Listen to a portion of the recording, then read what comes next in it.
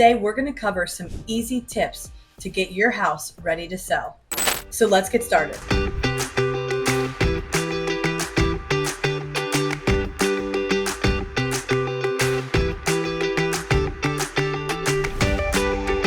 I know your time is valuable, and I'm trying to make this video as quick as I possibly can. But if it's just not fast enough for you, did you know that you can change the speed and listen to this video at 1.5?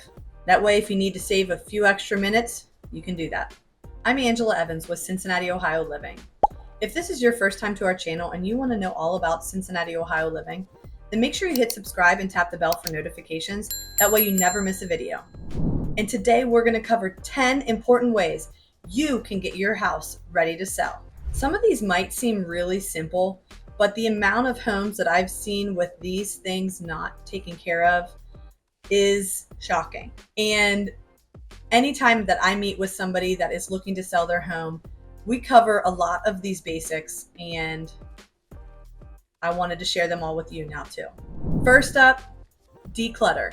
I cannot say that enough, but the less stuff and clutter you have in your space, the more open and spacious your home will feel. It will also allow potential buyers to see themselves in your home if you don't have a ton of clutter in every room. Now, sometimes this can be difficult if you have young children, you're moving obviously, and so you're packing. One tip that I can give is to invest in some moving boxes or plastic bins and pack as much stuff as you can in those bins, and they can go in your basement or in your garage in an organized fashion.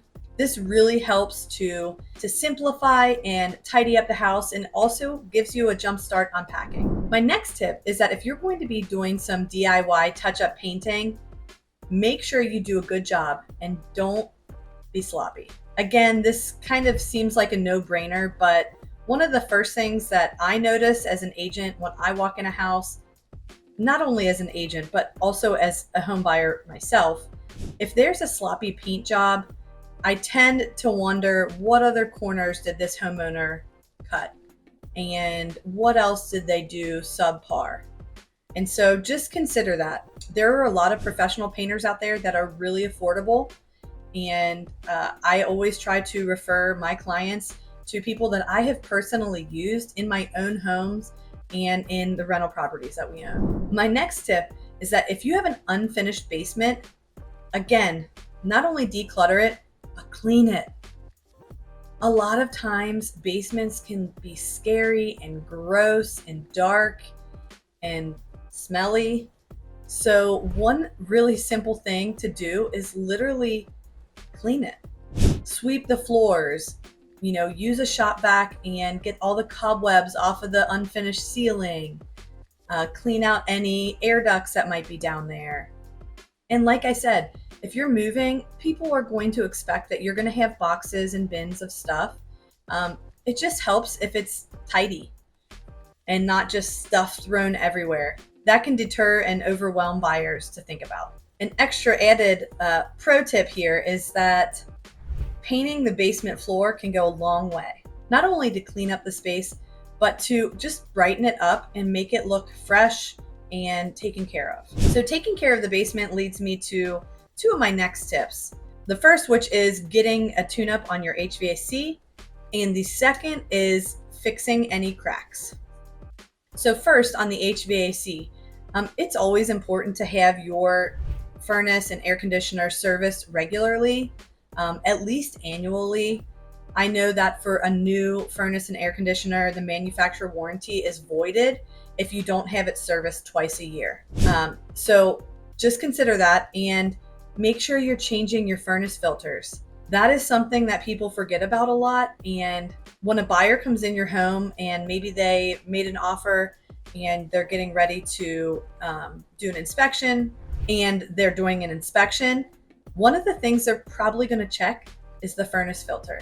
And if that thing is clogged and dirty and hasn't been changed in months, then that's going to raise some, again, what other corners are you cutting?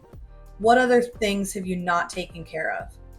That's just a really simple one. Furnace filters are relatively inexpensive.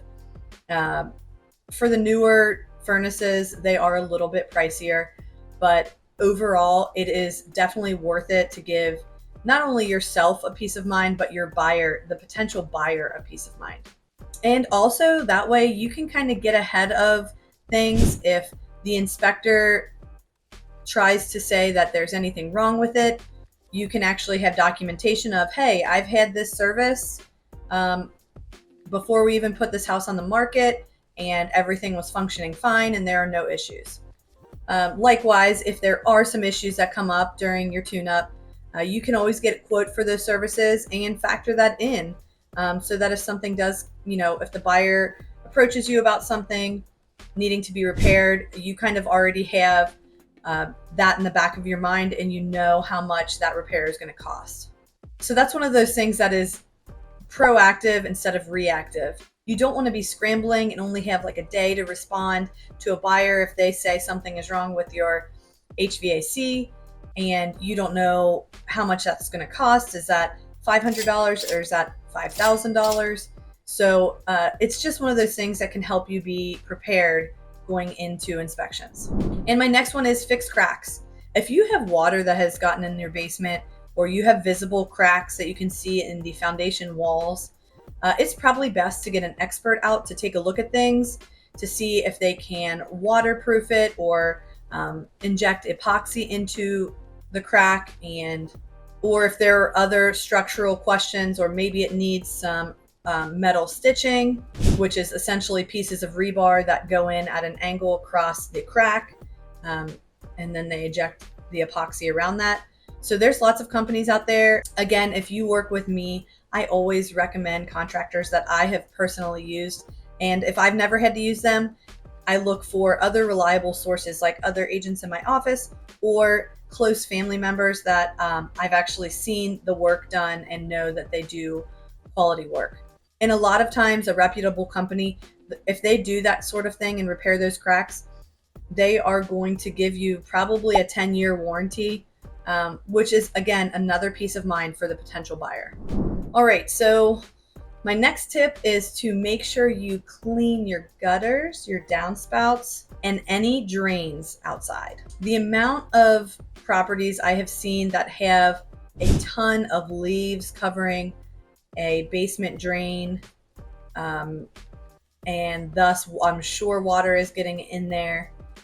It's something that's so simple to do, again, and it just shows that you take care of your home. So I know cleaning the gutters and downspouts can be a little trickier, and you might need to hire a professional for that. But cleaning leaves off the ground, and especially off of any outdoor drains, is a really easy thing to do, and it is worth it. Because not only is it going to help prevent any water intrusion into your house, which is a big deal, but it's also just going to show that the outside of the house, everything is tidy and clean, and that you take care of your home. And on that note, my next tip is to have a manicured yard and landscaping. You don't want to have weeds in your front landscape garden that are taller than you. That's usually not desirable, and it just gives people a bad first impression of the home. And it's something, again, that is so simple. Pull some weeds. I'm not saying you have to have an elaborate, gorgeous garden and landscaped area, because actually sometimes the more landscaping there is, that's actually a lot more to maintain. So that's something to think about there. But the first impression of your house is one of the most important things.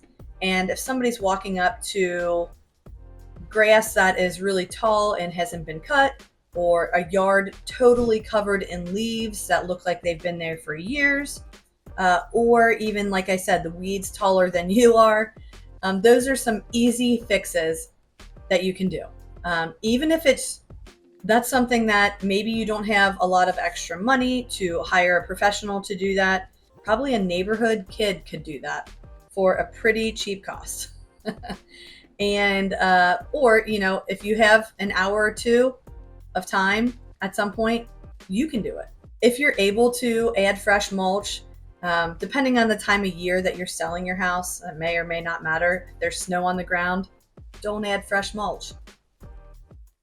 But if it's springtime and everything is starting to bloom and you want to enhance the curb appeal of your house, then yeah, add some fresh mulch. But the most important thing is getting those beds cleaned out from any leaves, debris, weeds, and making sure your grass is mowed and looks good. One other tip I have is to consider staging your home. Now, I know there are a lot of virtual staging companies out there that can help you with that, and it can help people picture furniture in the house. But when they actually get to the house, if you've already moved out and there's no furniture in there and it's completely empty, sometimes a buyer can really struggle with picturing furniture in the rooms, especially if it's like a smaller house or there's kind of an odd layout. Sometimes staging really helps in these scenarios, and it can really benefit you as a seller. Now, obviously, this is also going to vary based on the price point of your home. If you're selling a $750,000 home, it's probably not ideal for it to be empty. You're at least going to want some of the main rooms staged with furniture so people can picture living there.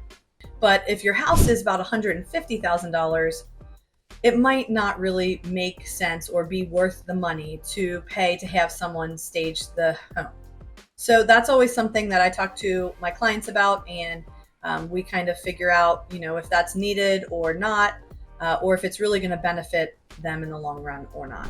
And my last easy tip to get your home ready to sell is kind of a no-brainer, but clean it.